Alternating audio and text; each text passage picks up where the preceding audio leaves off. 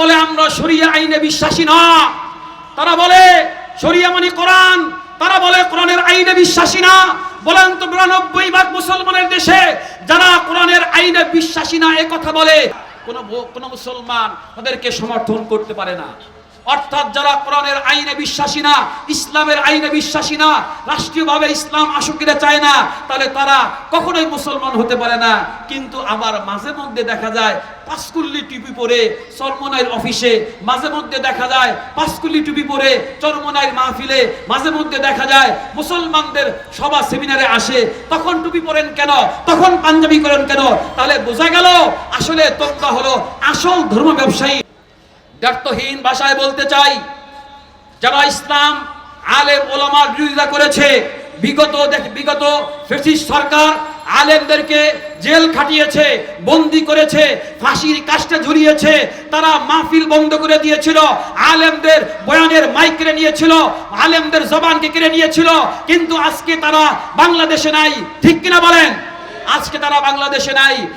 আমি বলবো, যারা বাংলাদেশের মসনদে আসতে চায়, ক্ষমতায় আসতে চায়, সংসদ ভবনে পার্লামেন্টে যেতে চায়, তাদেরকে কখনোই তারা ইসলামকে কটূক্তি করে, কখনোই তারা মুসলমানদের কলিজায় আঘাত করে এই বাংলাদেশে টিকতে পারবে না, ঠিক কিনা বলে?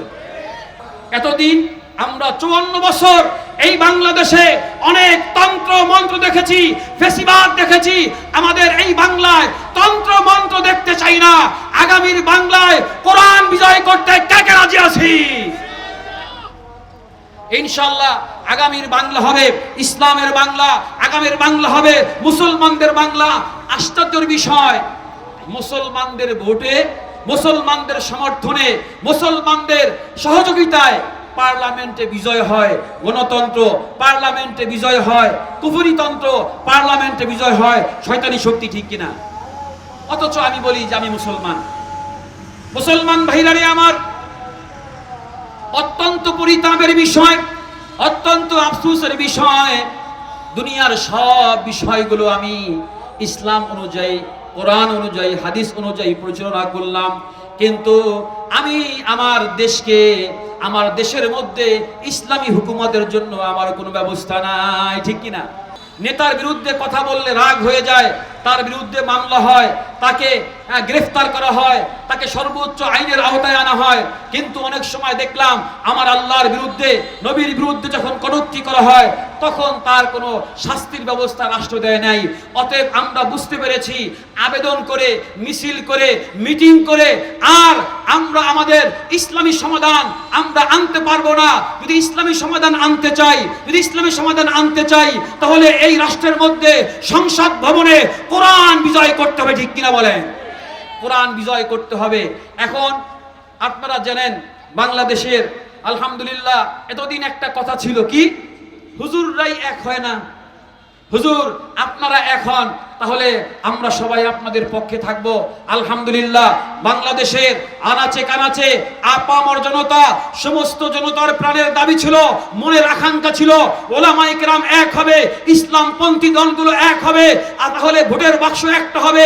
আমরা সবাই ৯২% মুসলমান, আমরা একসাথে একযোগে ইসলামের পক্ষে সমর্থন দিয়ে এই আল কোরআনকে বিজয় করবো, ঠিক কিনা বলেন? এমন একটা আবেদন আমাদের তৃণমূল পর্যায়ে মাঠ কর্মী থেকে প্রত্যেকটা ব্যক্তির আবেদন ছিল, মনের আশা ছিল। আলহামদুলিল্লাহ সেই আশা পূর্ণ হয়েছে। আমরা দেখতে পাচ্ছি এই বাংলাদেশের সিংহপুরুষ বাতিলের আতঙ্ক, মজলুম আলেমে দ্বীন, কারা নির্যাতিত মজলুম আলেমে দ্বীন শাইখুল হাদিস আল্লামা মামুনুল হক যেখানে যায় লক্ষ লক্ষ জনতা ঢল নামে, ঠিক কিনা বলেন? আমরা দেখতে পাচ্ছি বাংলাদেশের সমস্ত মুসলমান, সমস্ত কালিমাপন্থী, যারা আল্লাহকে রব মানে, যারা নবী মুহাম্মদুর রাসূলুল্লাহ সাল্লাল্লাহু আলাইহি সাল্লামকে নবী মানে, প্রত্যেকের দিলের তামান্না ওলামায়ে কেরাম এক হোক। চরমোনাই, মামুনুল হক, জামাতে ইসলাম সবাই এক হবে। এক হলে আমরা সবাই ইসলামের পক্ষে সমর্থন দিয়ে আল কোরআন বিজয় করব। এই বাংলা হবে ইসলামের বাংলা। আমরা দেখতে পেলাম ইতিমধ্যে সমস্ত ইসলামী দল এক হয়েছে। আলহামদুলিল্লাহ বলেন, আলহামদুলিল্লাহ বলেন, আলহামদুলিল্লাহ। সকলেই যেহেতু এক হয়েছে, অতএব আমাদের কোরআন বিজয় করতে আপনারা পাশে থাকবেন তো ইনশাআল্লাহ? থাকবেন তো ইনশাআল্লাহ? আল কোরআনের বিজয়ের জন্য, আল কোরআনের বিজয়ের জন্য, ইসলামের বিজয়ের জন্য ঘাম লাগলে ঘাম দিব।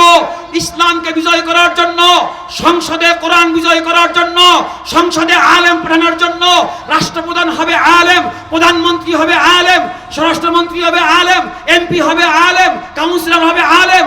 যদি আমরা প্রতিজ্ঞা করি আমার দেশকে সোনার দেশ বানাইতে চাই, ইসলামের দেশ বানাইতে চাই, আলেমদের পাশে থাকতে হবে, আমাদের রক্ত লাগলে রক্ত দিতে হবে, জীবন লাগলে জীবন দিতে হবে, তাও আমরা জীবন দিয়ে আমার সোনার বাংলাকে ইসলামের বাংলা বানাইতে কে কে তৈরি আছি?